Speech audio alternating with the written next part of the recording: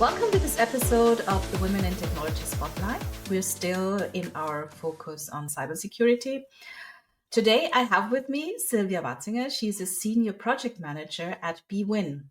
She leads initiatives across sports and gaming, and she is responsible for projects that drive modernization and targets successful delivery and smooth operation. Welcome, Sylvia. Hello. Thank you for the invitation. Thank you for giving us your time and talking about your experience and your journey. First of all, you are a project manager at a very prestigious gaming company, and we all know that gaming companies are at the forefront of companies that are targeted in cyber hacks, and they're also companies that do a lot of modernization and are also very much on the forefront of modern digital solutions. Tell me a little bit about your job as a project manager for Bwin. Yes, sure. It's a very dynamic job. It's very important to be on top of everything, to have a state-of-the-art technology, and to be as modern as one can. I am very busy, I must say, and it's very exciting for me.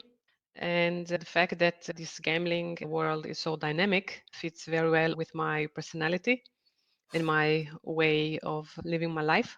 You're right. The gambling companies are a wanted target for the threat actors. It's a very busy in the cybersecurity departments, in the technical departments, in the testing departments. So we are working together towards safety and securing our clients' data. For those of us who are not familiar with actually working in the gaming industry, because most of us, we are familiar maybe with the games or with the stuff that we see on the outside where you can click and win stuff, but we are not really familiar with what goes on behind the curtains. Why is the space so dynamic? Is it that there are currently new gambling options or new games being developed? What is it that makes your job so dynamic? Well, first of all, it's the entire offer that the company has towards the players. So if you look at what the company does, so it's online gambling, online casino, poker. We also have events for our high valued customers.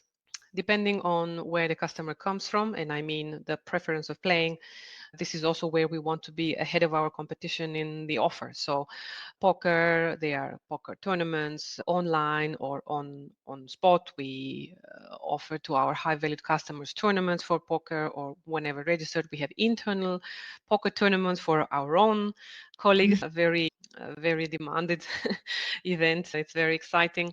For casino, we have different types of casino offers with a virtual assistant, without virtual assistant. Also for the customers that like to play games, we have integrated games. So depending on the jurisdiction, depending on the country, there are different types. Of course, there are preferences by countries, there are preferences by vendors. You'd be very surprised to see how many gaming integrators are there.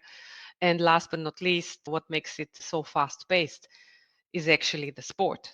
For sports betting, if you look at the Super Bowl, we had Super Bowl in February. Every second means money. Every second means betting. Every second means everything that can be bet on.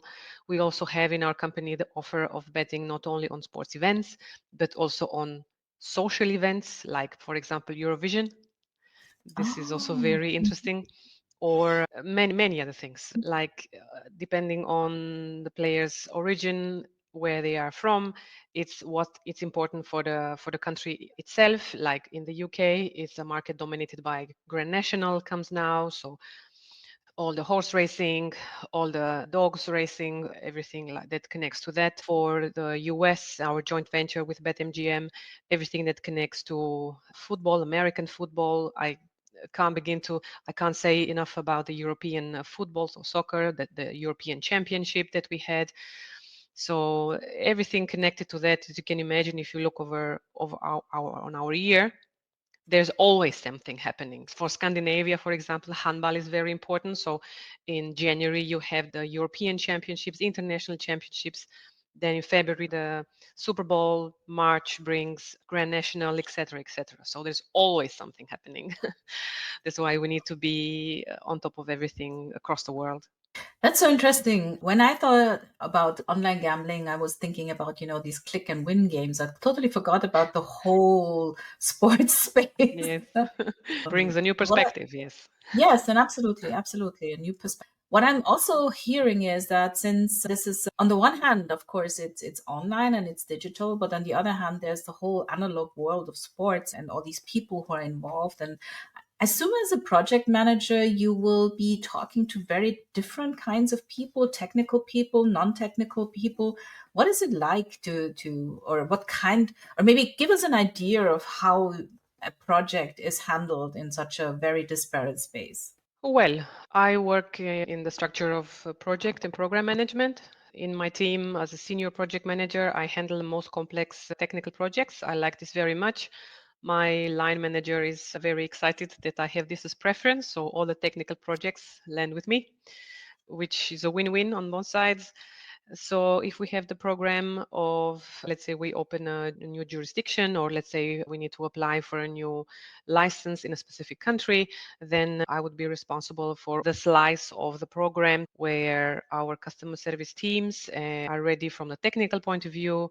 They have everything that they need, the software, the hardware, and of course the staff to be Mhm. ready to start on time. That's that. Another example is if we change our data warehouse, that everything that's important for our teams are they stored correctly from the data protection point of view, from the player's preference point of view. So everything needs to be kept in order. Wow, there's so many different aspects, and I guess every Yes, project is probably slightly different it because a is. data warehouse project will be different from organizing a tournament, I guess. Yes. So, yeah. There's one topic I would like to talk about, of course, since we're talking about security. I mean, a lot of the work you do for Bwin is around modernization, I understand. And I think in these days, modernization cannot exist without security, especially in the online world. What aspects do you have to think about when you're working on a big transformation modernization project? How do you approach these things? Well, fortunately, this is one of my favorite topics, and I start normally with that. I have a very important team here in the company. It's, of course, our cybersecurity department. I have a very close connection to them. The structure of the team allows me to go through each aspect of the cybersecurity department and prepare for everything that can. They are very open, and I know I can all the time go to them if I need it. How I prepare is I make sure I have all the information is all the time state of the art. Everything is according to the certification that I have been going through, that it's like nicely stamp, a nice stamp of quality on my CV. And they are, of course, supporting with all the subject matter expert topics that I need. So I prepare this. My focus is that deliverables are there. So everything that focuses on the structure and the framework from the project management point of view, them being the subject matter experts. Do you have an example of, like a cyber security incident where you were involved and that you had to handle? Was there ever a project that involved something like that? Ah, yes, it's the well-known Snowflake leakage that happened this June, last June. Mhm. It's already 2025. And that's also the project that I had. For me, it was very important to find out if our deliverables were impacted in any way, if there's any delay in the project we had with Snowflake, and what would happen Mhm. soon. So it was very interesting to be in the task force, participate with the great minds of technology in my company, to see them working, investigating around that, checking the logs and everything. So yes, Mhm. I had the honor to be part of this task force, to see them live. You said that cybersecurity is your favorite topic, which is interesting. There are not a lot of people who like to start with that because for a lot of people, cybersecurity or security as a whole is more a stumbling block or something that creates friction and not something that they enjoy dealing with. So it's nice to hear that there's someone who actually enjoys that. Do you have any recommendations in terms of or let me rephrase that. Is there any aspect that you would recommend to someone who is not yet deeply involved in cybersecurity? Any book recommendations, podcasts? What do you read? Yes, I'd like to start with the first part of your question. I know it's not common to have cybersecurity as a hobby. For me, I thought a lot about this topic, and the reason behind it is I think it's because it's very deep. So it's really, for me, it's like an ocean. The threat can come from just any side, anytime, anywhere. You name it. Social engineering, online, technical OSINT, non-technical OSINT, there's always something that can go wrong. So this depth, it triggers my thoughts a lot. So of course, as much as one wants to stay safe, is always this question: Am I safe enough? So this is all the time the reason why I am very motivated to be up to date, have everything up to date, so I can be as safe as I can in that moment. Who knows what happens tomorrow?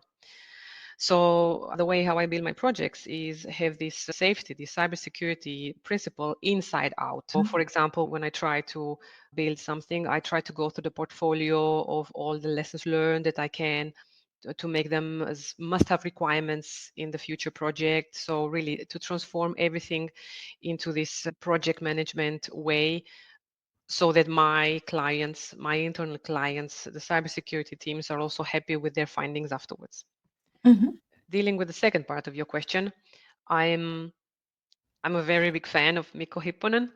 I like it very much. I've checked also a lot of TED Talks, but for me, he seems the best combination of person that can talk to technical persons, deep engineers, very, very deep thinking geeks, and somebody who is not technical, even business. So this combination of person, these skills, this is not so easy to find for me, at least from my point of view.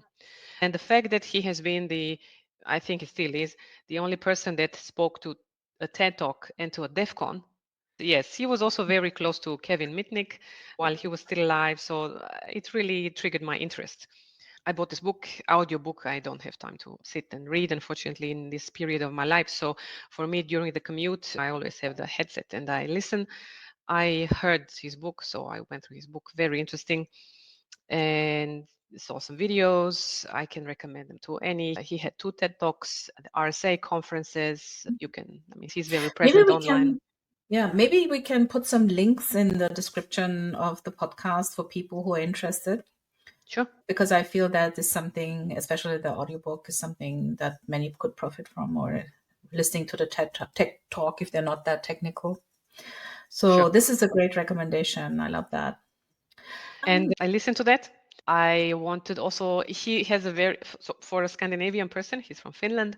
For a Scandinavian person, he's very present online and his body language is very full of expressions. So I thought it would be a very interesting way to see him live, talking live, yeah. So I checked his website, but unfortunately there was no information about future appearances, live appearances. So I wrote him a mail to this email contact that was there.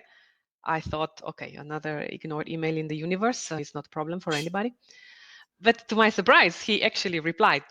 And he was about to come to Vienna in 2-3 weeks after my mail. So that's how I got to meet him at TED AI there. And he was open to sign my book, which I actually had to buy a hard copy of. He signed my book. Very interesting. I love this story. I love it because it also has a lesson in there, the lesson that you should just be brave and actually send that email, even if you're not sure if anyone will answer, because you never know what will happen. You never know. So, exactly, yes.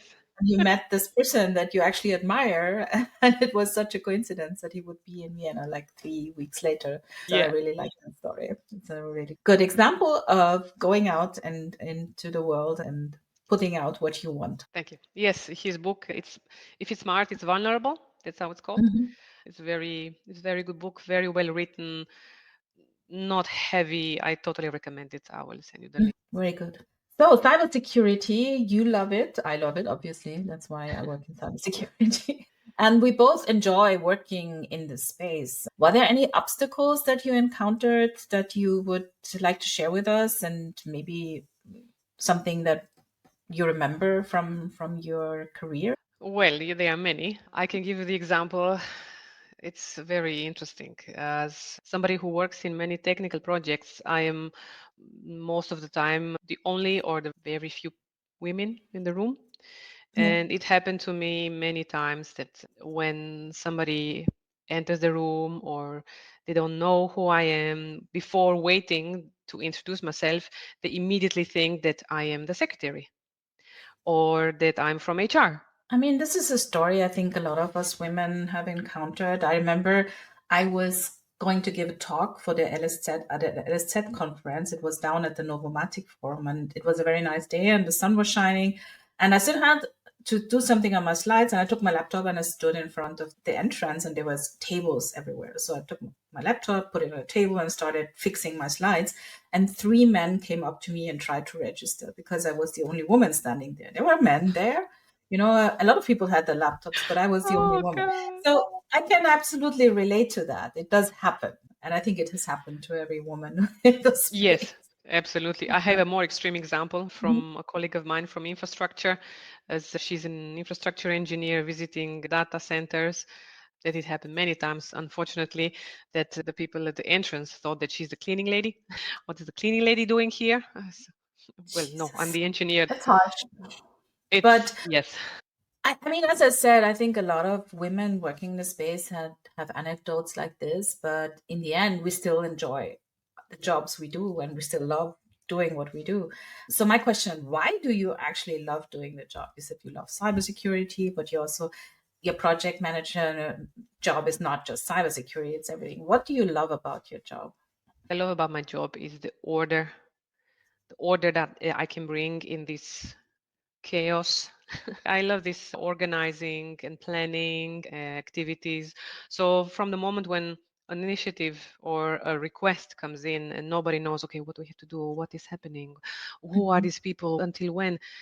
This layer of order and strength and planning that I bring, and then seeing the consequences, the positive impact it has on people, that motivates me the most. You see their face shining. Oh, you're on this. Oh, great. I'm happy. Finally, it will be great.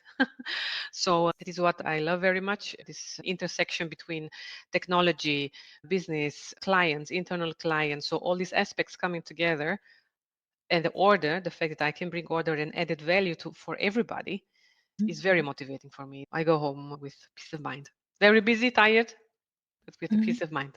That's so interesting that you said the order makes you happy because I talked to someone who works in risk assessment. And interestingly, she said something so similar because it's also such a complex field, going into company and advising them on what they have to do to be secure and assess their risk. Everyone is overwhelmed with all the regulations and everything. And she said that she enjoys basically what you said, to bring order and structure into the whole thing. So maybe it's something that women like to do. We like to fix things. And what I also feel when I listen to you and when you tell me about your job is I think it's also a lot of communication, and there's also a lot of different things you do. Yes, exactly. Speaking to everybody in their own language so they understand, adapting to internal customer or client, or each direction is muscle strength, marathon work, Yeah, but totally worth it. So it's a matter of exercise. Of course, I still learn. I yeah. want to get better every day, have lessons. I have my own lessons learned, experience that I gathered. And every time when I see something improving, any aspect of mine that I see improving, makes me feel better. It's you see it's happening. I also love that because it's the other part of working in the space. It's this lifelong learning and improving that we do. Yes. So important. It's one of the aspects that you must be willing to keep on learning and improving if you work here. So maybe as a final roundup question, if someone was interested in doing what you do, where do they start? Do they take a course in project management, or where did you start out? I actually had project management during my bachelor for 1 year with a lot of manual work because our professor told us you need to know how everything functions and how everything is connected. Not don't just rely on a software. I think he Mhm. was right. I'm still thankful for all those calculations and hardworking exercises and all the Gantt charts that we had to do with the pencils. When I moved to Austria, my German was not good enough to specifically focus on my master studies. So I had to choose a topic that I could do in English on an international level. And this was the chosen one, the project management. So I started combining actually project management with the other low-level job that I did before. I was a customer service agent for a cosmetics company back in my home country during my studies. So again, during the low-level job, every item, every aspect, every call, every mail, every chat, I knew and I sweat over it, meeting the SLAs and the quality expectation. Still, it helped me because when I moved to Austria, my first job was a customer service project manager. Yeah, you don't find this kind of job in every company, Yeah. so Yeah. very exciting. To answer your question, I would recommend a basic course of project management in any respected type of lifelong learning or school, and to understand the difference between waterfall and agile. I think this is so important, not just the frameworks, but really the mindset and how one needs to think when it comes across. There are some industries where you just can't go with agile. There's a lot of debate, but I am on the side that thinks that construction, you cannot do agile. And in other type of projects, you can only do agile. So, And understanding which method is the right one, I guess, and is one when of the exactly, yes. expertise that you acquire. Thank you so much, Sylvia, for giving me your time and talking about what you do. It was a pleasure talking to you. Thank Thank you you so very much. much. Lovely being here.